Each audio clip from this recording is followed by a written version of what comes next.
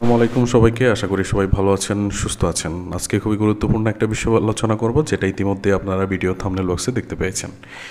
আজকে আমাদের আলোচনার বিষয় হচ্ছে বাংলাদেশের সরকারি ব্যাংকের তালিকায় একটি ব্যাংক হচ্ছে জনতা ব্যাংক। আপনারা অনেকেই কমেন্ট করেছেন জনতা ব্যাংকের বর্তমান রেটস কত, বা বর্তমানে এফডিআর করার জন্য কী কী কাগজপত্র লাগবে এবং আপনাকে কোথায় যেতে হবে সেই বিষয়টি অবশ্যই আপনারা কমেন্টস বক্সে জানতে পেরেছেন আমাদের বিগত যে ভিডিওগুলো আছে সেগুলো থেকে। তার পরিপ্রেক্ষিতে আমরা ভিডিওটি তৈরি করা। আমরা আজকে জানবো এখান থেকে আপনি জনতা ব্যাংকে সর্বনিম্ন কত টাকা এফডিআর করতে পারবেন, এবং 1,00,000 টাকা যদি আপনি এফডিআর করেন সেক্ষেত্রে আপনি প্রতি মাসে বা 3 মাসে কত টাকা করে পাচ্ছেন এবং তাদের পার্সেন্টেজ কত, এবং আপনি এফডিআর করার জন্য কী কী কাগজপত্র লাগবে জনতা ব্যাংকের জন্য, সেক্ষেত্রে আপনি অবশ্যই এখান থেকে জানতে পারবেন। তো অবশ্যই পুরো ভিডিওটি দেখবেন, আশা করি প্রত্যেকটি বিষয়ে বুঝতে পারবেন। এরপরেও যদি আপনাদের কোনো সমস্যা হয় সেক্ষেত্রে অবশ্যই কমেন্ট করবেন। আমরা চেষ্টা করব যে প্রত্যেকটি কমেন্টসের রিপ্লাই করার জন্য। তো চলে যাচ্ছি আজকে মূল টপিকে। আমাদের যেহেতু জনতা ব্যাংকের এফডিআর রেটস, আমরা প্রতিনিয়ত যে অথেন্টিক তথ্যগুলো আপনাদেরকে দিচ্ছি সেগুলো হচ্ছে যে ব্যাংকের নির্ধারিত যে ওয়েবসাইটটি আছে সেই ওয়েবসাইট থেকে তাদের ডাটাগুলো কালেকশন করা বা তাদের যে বর্তমান রেটস আছে সেই সম্পর্কে তথ্য নেওয়া, এবং পরবর্তীতে গাণিতিক সূত্র প্রয়োগ করে আমরা কিন্তু সেই এফডিআরের কত টাকা দিতে পারে সম্ভাব্য একটা রেট আপনাদেরকে দেখাই।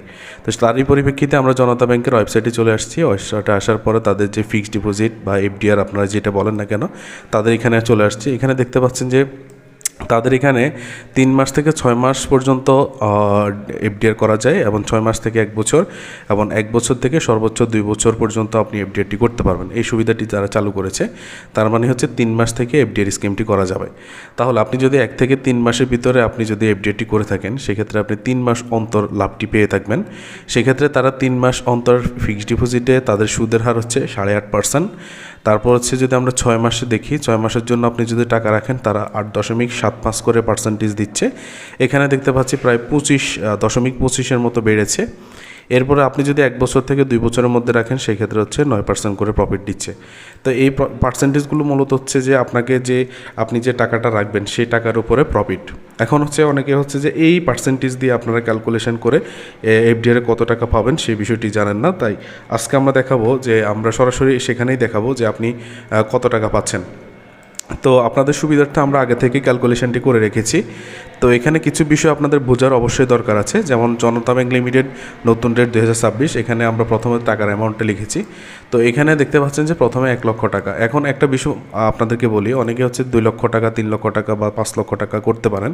তো আপনাদের জন্য শর্টকাট হিসাব যেহেতু 1,00,000 টাকার হিসাবটি এখানে দেওয়াই আছে, তো যদি আপনার 5 লক্ষ টাকা হয়ে থাকে তাহলে এখানে এই টাকা দিয়ে আপনি 5 দিয়ে গুণ করলে বের হয়ে যাবে।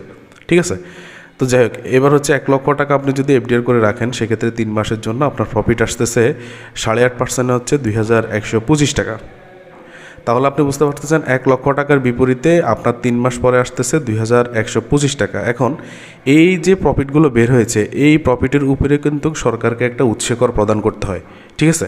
সেটা যে আপনারা অনেকে ট্যাক্স বলে থাকেন যে ট্যাক্স কাটছে এটা সেটা, তো এটার নাম মূলত উৎসেকর বা সোর্স ট্যাক্স যেটাকে বলে। তো এখানে উৎসেকর মূলত যে আপনার 15%ও কাটতে পারে বা 10%ও কাটতে পারে। এখানে 2টা সিস্টেমে কাটতে পারে। যাদের টিন সার্টিফিকেট আছে, যারা সরকারকে আয়কর প্রদান করে থাকে তাদের ক্ষেত্রে 10% কাটবে, আর যাদের টিন সার্টিফিকেট নেই বা আয়কর প্রদান করেন না বা অ্যাকাউন্ট করার সময় টিন সার্টিফিকেট দেন না তাদের ক্ষেত্রে 15% কাটবে। তো এখানে আমরা 15% ধরেই কিন্তু এখানে ক্যালকুলেশনগুলো করেছি, কারণ বেশিরভাগ সংখ্যক মানুষই কিন্তু আপনার টিন সার্টিফিকেট দেয় না বা আয়কর যেটা স্লিপটা ওইটা দেয় না। তো যাই হোক, এখানে দেখতে পাচ্ছেন যে আমার 2,125 টাকার উপরে আমার 15% ট্যাক্স আসছে 319 টাকা। এই প্রফিট থেকে আমার এই টাকাটা কেটে ফেলবে, এবং পরবর্তীতে মোট প্রাপ্য মানে 3 মাস অন্তর আমি পাবো 1,806 টাকা। আশা করি বুঝতে পেরেছেন। এবার 1,00,000 টাকা আমি যদি 6 মাসের জন্য রাখি আমি 4,375 টাকা ব্যাংকের পক্ষ থেকে পাচ্ছি, তবে উৎসকর যে আমার 729 টাকা কাটবে, আর আমি মোট টাকা পাচ্ছি 4,375 টাকা। এবার আপনি যদি 1,00,000 টাকা 1 বছরের জন্য রাখেন বা 12 মাসের জন্য রাখেন তাহলে 9%-এ আপনার 1 বছরে 9,000 টাকা, এবং এখান থেকে উৎসেকর কাটা যাবে 1,350 টাকা। তো 1,350 টাকা যদি আপনার কেটে ফেলে আপনি মূল হাতে টাকা পাবেন 7,650 টাকা। তাহলে 1,00,000 টাকা আপনি 1 বছরের জন্য জমা রাখলে 1 বছর পরে আপনি 7,650 টাকা পাবেন বিপরীতে। এখন নিচে একটা আমরা নোট লিখেছি, দেখতে পাচ্ছেন এখানে নোটটি ব্যাংকের রেট হার সবসময় এক থাকে না। সেই ক্ষেত্রে আপনাকে ব্যাংকের নোটিশ থেকে জেনে নিতে হবে। যদি রেট পরিবর্তন হয় তাহলে পরিবর্তন রেট জেনে নেবেন। এখন এখানে আরেকটি বিষয় বলি আপনাকে, এখানে যে রেটগুলো ছিল আগে আমরা বিগত সময় যে ভিডিওগুলো তৈরি করেছি দেখবেন, তো জনতা ব্যাংকের এখানে রেট আগে ছিল একটু বেশি ছিল, এবার এই সময় রেটটা একটু কমিয়েছে। এখন আরেকটি বিষয় বলি, সেটা হচ্ছে যে আপনারা অনেকে প্রশ্ন করতে পারেন যে আপনি 1 বছরের জন্য করেছেন, সেক্ষেত্রে আপনি 6 মাসের মাথায় ভেঙে ফেললেন, এক্ষেত্রে কোনো প্রকার লাভ পাবেন কিনা। তো মূলত হচ্ছে আপনি যদি 1 বছরের জন্য করে 6 মাসের মাথায় ভেঙে ফেলেন, সেক্ষেত্রে আপনি কোনো লাভ পাবেন না। আর একটি কথা হচ্ছে যে আপনি 3 মাসের জন্য করছেন, 3 মাস পরে প্রত্যেক 3 মাস পর বা 6 মাস পর যদি করেন, প্রত্যেক 3 মাস পর পর প্রফিটগুলো ঢুকবে। আপনি চাইলে প্রফিটগুলো উত্তোলন করে নিতে পারেন বা না নিলেও সমস্যা নেই, সেগুলো অ্যাকাউন্টে পড়ে থাকবে। তবে আপনি চাইলে প্রত্যেক 3 মাস অন্তর অন্তর প্রফিটগুলো নিতে পারেন। আরেকটি বিষয় হচ্ছে যে এখানে 3 মাসের জন্য করে আপনি যে 3 মাস পরেই ভেঙে ফেলতে হবে, বিষয়টি এরকম না। আপনি 3 মাসের জন্য করলে প্রত্যেক 3 মাস পর পর এটা কিন্তু অটোমেটিকলি চলতে থাকবে। এবার হচ্ছে এই অ্যাকাউন্টটি করতে আপনার কী কী কাগজপত্র লাগবে আমরা সেটা দেখাচ্ছি। আপনি যদি খেয়াল করেন এখানে যে অ্যাকাউন্ট খোলার কাগজপত্র, যার নামে অ্যাকাউন্টটি করতে চান, আপনি যদি অ্যাকাউন্টটি করতে চান, আপনার ভোটার আইডি কার্ড, পাসপোর্ট বা ড্রাইভিং লাইসেন্স যেটাই থাকে বা জন্ম নিবন্ধন, এই 4টি ডকুমেন্টস যে কোনো একটি ডকুমেন্টস দিয়ে আপনি অ্যাকাউন্টটি করতে পারবেন। আপনি গ্রাহকের পাসপোর্ট সাইজের 2 কপি ছবি লাগবে, যদি পাসপোর্ট সাইজের ছবি অবশ্যই এবং শুদ্ধ তোলা হতে হবে, যেটা আপনি রিসেন্টলি আপনার ফেস যেরকম আসো এরকম অবস্থায় ছবি তুলতে হবে। এবং গ্রাহক তার নির্দিষ্ট ব্যক্তিকে, তার পরিচিত ব্যক্তিকে নমিনি দিবে। নমিনির voter ID card, passport, driving licence অথবা জন্ম নিবন্ধন, এই 4টির যেটাই থাকুক না কেন নমিনি অবশ্যই এই ডকুমেন্টস দিতে হবে। আর নমিনির 1 কপি চাইজ আমরা বলেছি এখানে 1 কপি, কিন্তু আপনি অবশ্যই 2 কপি পাসপোর্ট সাইজের ছবি নিয়ে যাবেন। তো আশা করি এখানে বুঝতে পেরেছেন। তবে জন্ম নিবন্ধন দিয়ে যারা অ্যাকাউন্ট করবেন তারা অবশ্যই নতুন আপডেট মানে আপনার ডিজিটাল জন্ম সনদ বা ভেরিফিকেশান কপি, যেমন আপনার অনলাইন থেকে ভেরিফাই কপি যেটা, সেটা নিয়ে যাবেন। আপনার অ্যানালগ সিস্টেম মনে করেন আগে যেটা ছিল হাতে লেখা, সেগুলো কিন্তু অবশ্যই নেবেন না। আপনাদেরকে অবশ্যই নিতে হবে ডিজিটাল কপি, যেটা আপনি ডিজিটালাইজেশন মাধ্যমে তারা চার্জ করলে আপনাকে পেয়ে যায়।